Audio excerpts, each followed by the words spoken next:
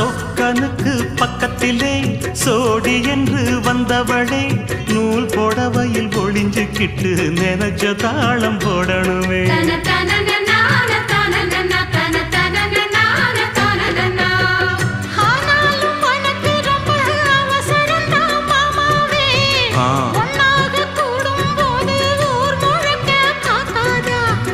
பார்த்தாலும் தவறு இல்ல பனியுறங்கும் ரோசாவே உன்னால சொத்த வச்ச மூக்குலதான் வைக்காத